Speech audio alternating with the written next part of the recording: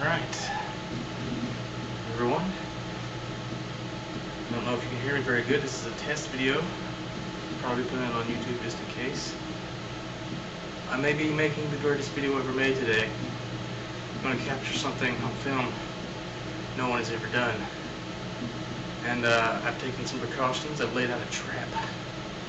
See, lately, I've been getting these religious people come to my house like every week.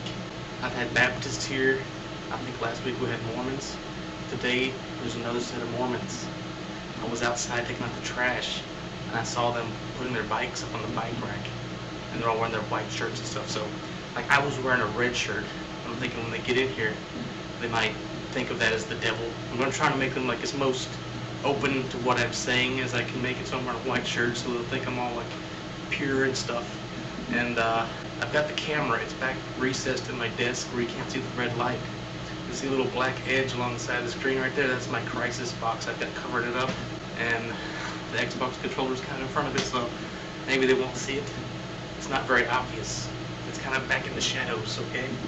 What I'm going to do when they get in here, I'm going to play Zeitgeist, the part where they're talking about Jesus being the sun and the disciples is like the zodiac symbols and all this stuff. Let's see how they react to it. There's something else to show you real quick. We've got these magazines in the bathroom. I've Maxim. I've got my Anna Kournikova issue. I've got my football magazine like to right there. That way, if they're like really sexually repressed and one of them has to use the bathroom, I'll see if they move it to check out her tits or not. Then they could always move it back and I wouldn't really know. But I want to see what the result will be, because I'm curious. What if they look on the back? Nice! Anyway, I'm not sure when they're going to get here. One thing I'm kind of worried about is I don't know how long they're going to stay. It's probably like 30 minutes of video I want to show them. Then after that they might go off on some speech and I really don't want to sit and listen to the crap. So I'm not sure how I'm going to get them out of here. I haven't really invited strangers into my home before just to see what will happen. So hopefully they won't abduct me and try to turn me into a Scientologist.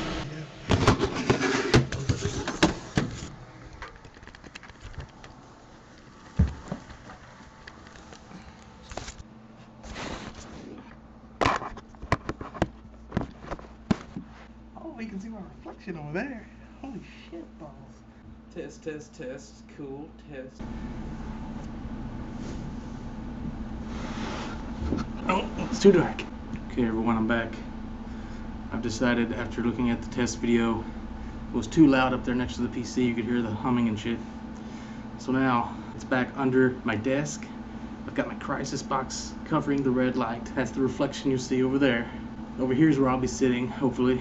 I've got my Logitech steering wheel cover, the thing that goes on top of this.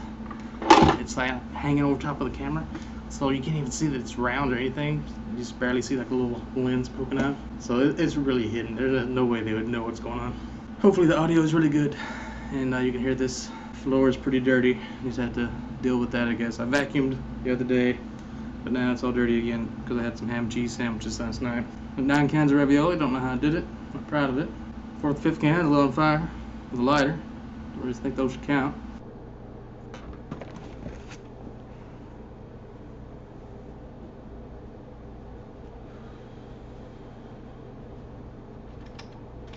Sorry everyone, trap has failed. They never showed up. I was taking out the trash earlier and I saw those guys with their bicycles. I knew they were Mormons.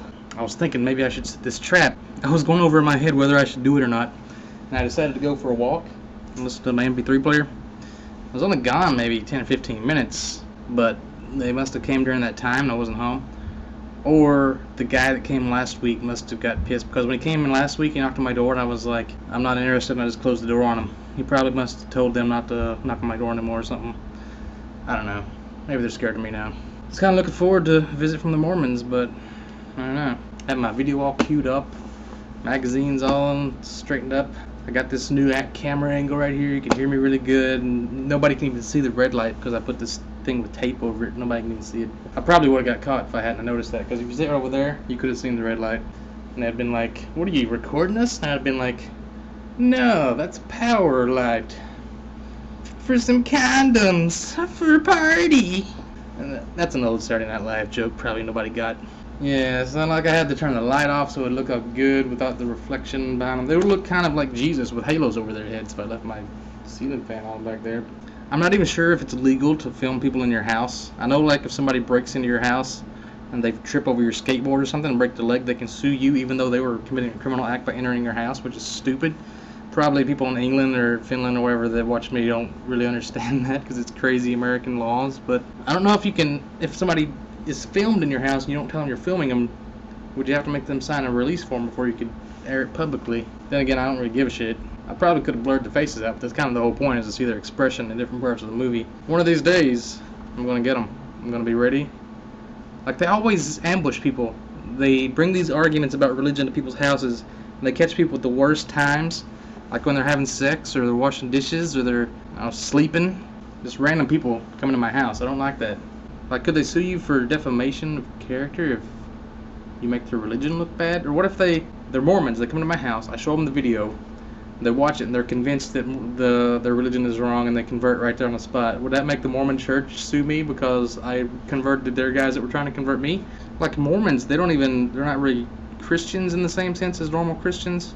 In my opinion, Catholics aren't either, because they take saints and all this other stuff like way too seriously, and they just come up with stuff that's not even in the Bible, I don't think. It's like all these other writings of books that didn't make it into the canon of the Bible. But like normal, like Christians like Baptists and Protestants or whatever, they all have this whole story of Jesus in the New Testament. It's kind of what they follow. But then the Mormons, they have this whole thing about the Latter-day Saints that came after Jesus and told his story of Joseph and the discs that he found on this mountain and the angel gave him, and it's like more to the Bible than what you already know. So if I can convince them that the whole story of Jesus is wrong, surely they're going to believe that the whole extra crap that they've added onto it's definitely wrong. I mean, if you know what I'm saying, like, as crazy as normal Christianity is, they've taken it beyond that, and they've even created even crazier stuff. But then people actually believe in Scientology, so people are fucking crazy enough to believe anything, so who the fuck knows? They believe aliens were all like sent here by Xenu, this other alien who was over all the other aliens, and they were blown up in a volcano, and their souls are still here, and you happy people, and you have to clear yourself of these alien souls that everybody has in them.